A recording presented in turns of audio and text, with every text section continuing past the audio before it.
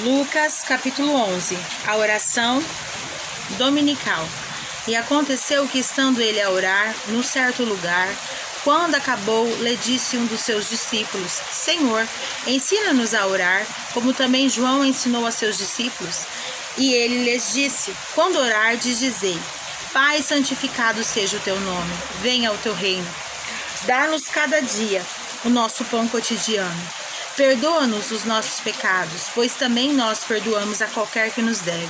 E não nos conduza em tentação, mas livra-nos do mal. A parábola do amigo importuno. Disse-lhe também: qual de vós terá um amigo e, se for procurá-lo à meia-noite, lhe disser: Amigo, empresta-me 3 pães? Pois que um amigo meu chegou à minha casa, vindo de caminho, e não tendo o que apresentar-lhe. E se ele, respondendo de dentro, disser: Não me importunes, já está a porta fechada, e os meus filhos estão comigo na cama. Não posso levantar-me para tos dar. Digo-vos que, ainda que se não levante a dar-los por ser seu amigo, levantar-se-á todavia por causa da sua importunação, e lhe dará tudo que houver mister. E eu vos digo a vós: pedi e dar-se-vos-á, buscai e achareis, batei e abrir-se-vos-á. Porque qualquer que pede, recebe, e quem busca, acha, e quem bate, abrir-se-lhe-á. O qual pai dentre vós, se o filho lhe pedir pão, lhe dará uma pedra? Ou também, se lhe pedir peixe, lhe dará um peixe e uma serpente? Ou também, se lhe pedir um ovo, lhe dará um escorpião? Pois se vós, sendo maus, saber dar boas dádivas aos vossos filhos, quanto mais dará o Pai Celestial, o Espírito Santo, aquele que lhe pedirem? A blasfêmia dos fariseus. E estava ele expulsando um demônio, o qual era mudo, e aconteceu que, saindo o demônio, o mudo falou, e maravilhou-se a multidão. Mas alguns deles diziam: ele expulsa os demônios por Beelzebu, príncipe dos demônios. E outros, tentando-o, pediam-lhe um sinal do céu. Mas, conhecendo ele os pensamentos, disse-lhes: todo reino dividido contra si mesmo será assolado, e a casa dividida contra si mesma cairá. E se também Satanás está dividido contra si mesmo, como subsistirá o seu reino? Pois dizeis que eu expulso os demônios por Beelzebu. E se eu expulso os demônios por Beelzebu, por quem os expulsam vossos filhos? Eles, pois, serão os vossos juízes. Mas se eu expulso os demônios pelo dedo de Deus, certamente a vós é chegado o reino de Deus. Quando o valente guarda armado a sua casa, em segurança está tudo quanto tem. Mas, sobrevindo outro mais valente do que ele, o vencendo, tira-lhe toda a armadura em que confiava e reparte os seus despojos. Quem não é comigo, é contra mim. E quem comigo não ajunta, espalha. Quando o espírito imundo tem saído do homem, anda por lugares secos, buscando repouso, e não achando, diz: tornarei para minha casa de onde saí.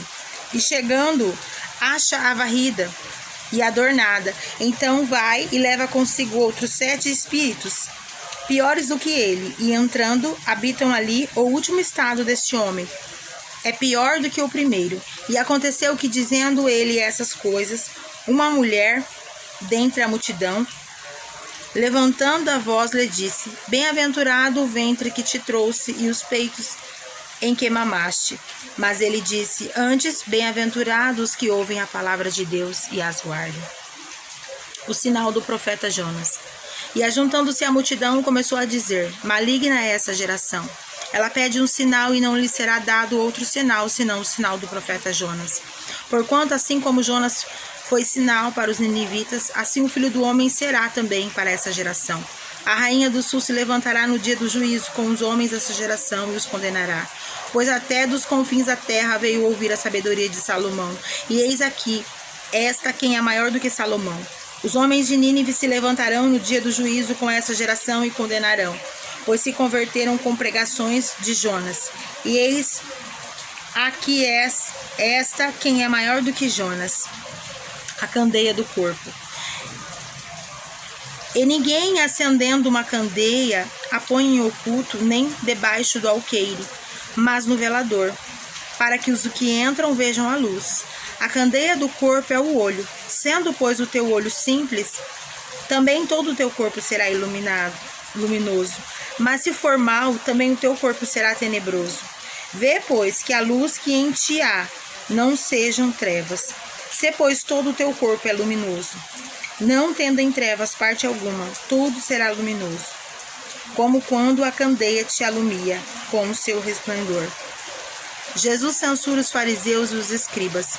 E estando ele ainda falando, rogou-lhe um fariseu que fosse jantar com ele. E entrando, assentou-se à mesa. Mas o fariseu admirou-se, vendo que se não lavara antes do jantar. E o Senhor lhe disse: agora vós, fariseus,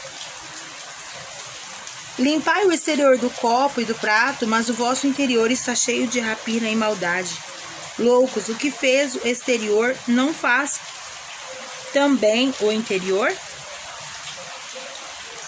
Daí antes esmolas aos que tiverdes, e eis que tudo vos será limpo.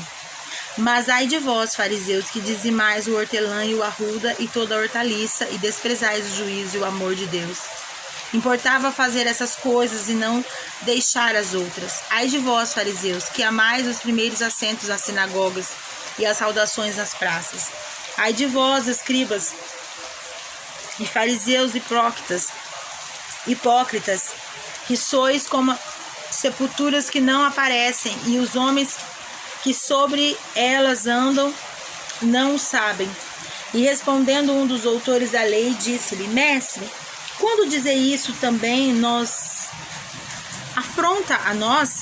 E ele lhe disse: ai de vós também, doutores da lei, que carregais aos homens com cargas difíceis de transportar, e vós mesmo nem ainda com um dos vossos dedos tocais essas cargas. Ai de vós que edificais os sepulcros dos profetas, e vossos pais os mataram. Bem testificais, pois, que consentis nas obras de vossos pais, porque eles os mataram, e vós edificais os seus sepulcros.